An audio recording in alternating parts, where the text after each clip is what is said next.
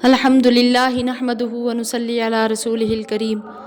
رب اشرح لی صدری ویسر لی امری واحلل عقدۃ من لسانی یفقہوا قولی۔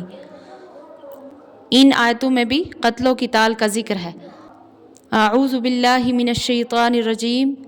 بسم اللہ الرحمن الرحیم۔ وما کان لمؤمن،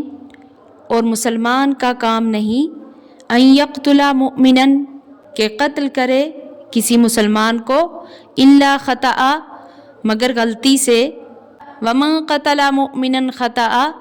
اور جو قتل کرے مسلمان کو غلطی سے، فتحریر رقبۃ مؤمنۃ ودیۃ مسلمۃ الی اہلہ، ایک مسلمان غلام یا لونڈی کو آزاد کرے اور خون بہا پہنچائے اس کے گھر والوں کو، الا ان یصدقوا، مگر یہ کہ وہ معاف کر دیں۔ یہاں پہ بتایا کہ اگر کسی مسلمان نے کسی مسلمان کو غلطی سے قتل کر دیا تو اس کو ایک مسلمان غلام یا لونڈی آزاد کرنا واجب ہو جائے گا، اور اس کا خون بہا بھی واجب ہو جائے گا جو اس مقتول کے خاندان والوں کو دیا جائے گا۔ لیکن اگر اس مقتول کا کوئی وارث نہیں ہے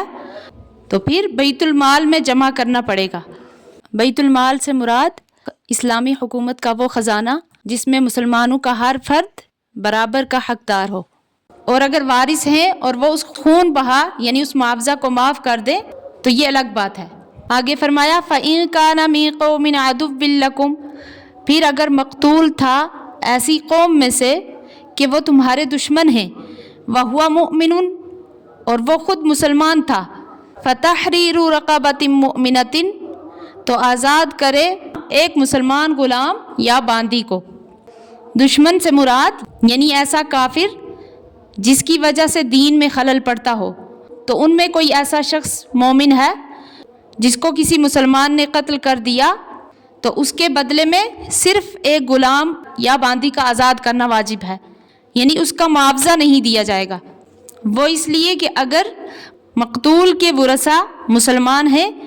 تب تو وہ اسلامی حکومت کے ماتحت نہ ہونے کے باعث مستحق نہیں ہے، اور اگر کافر ہیں تو اس صورت میں دیت بیت المال کا حق ہوتی ہے۔ یہاں تک تو دو صورتیں بیان کی گئی۔ پہلی یہ کہ کوئی مسلمان کسی مسلمان کو غلطی سے قتل کر دے تو اس کو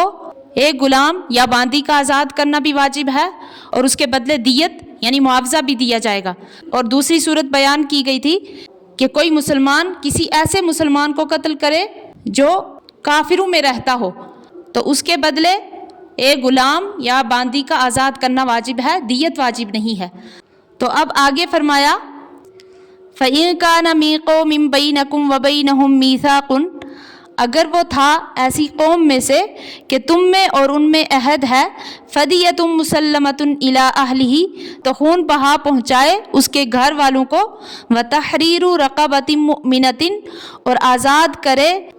ایک مسلمان کی گردن یعنی غلام یا باندی کو آزاد کرے،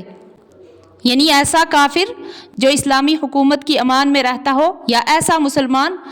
جو کافر ملک میں ان کی اجازت سے رہتا ہو، تو اس کے قتل کرنے پر اس کا معاوضہ بھی دیا جائے گا اور ایک مسلمان غلام یا باندی کو بھی آزاد کرنا پڑے گا۔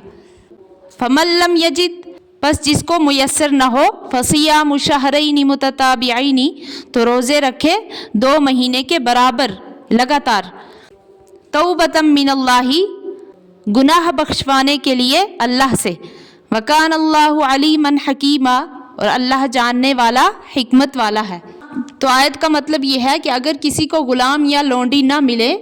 یا اتنے پیسے اس کے پاس نہیں ہیں کہ وہ اس کو خرید سکے تو اس کے ذمہ اس آزاد کرنے کے بجائے لگاتار 2 ماہ کے روزے رکھنے ہیں۔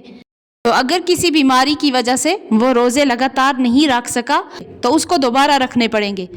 ہاں البتہ عورت کے حیض کی وجہ سے تسلسل ختم نہیں ہوگا، یعنی عورت کو دوبارہ سے روزے نہیں رکھنے پڑیں گے بلکہ اسی دن سے شمار کرے گی۔ وَمَن يَقْتُلْ مُؤْمِنًا مُتَعَمِّدًا، اور جو کوئی قتل کرے مسلمان کو جان کر، فَجَزَاؤُهُ جَهَنَّمُ خَالِدًا فِيهَا، پس اس کا بدلہ جہنم ہے، ہمیشہ رہے گا اس میں، وَغَضِبَ اللَّهُ عَلَيْهِ، اور اللہ کا اس پر غضب ہے، وَلَعَنَهُ، اور اللہ کی لعنت ہے، وَأَعَدَّ لَهُ عَذَابًا عَظِيمًا، اور اس کے لیے تیار کیا گیا ہے بڑا عذاب. یعنی اگر جان کر قتل کرے گا تو پھر اللہ تعالیٰ اس کو معاف نہیں کریں گے، وہ ہمیشہ جہنم میں رہے گا. اللہ تعالیٰ صحیح سمجھنے کی توفیق عطا فرمائے، آمین.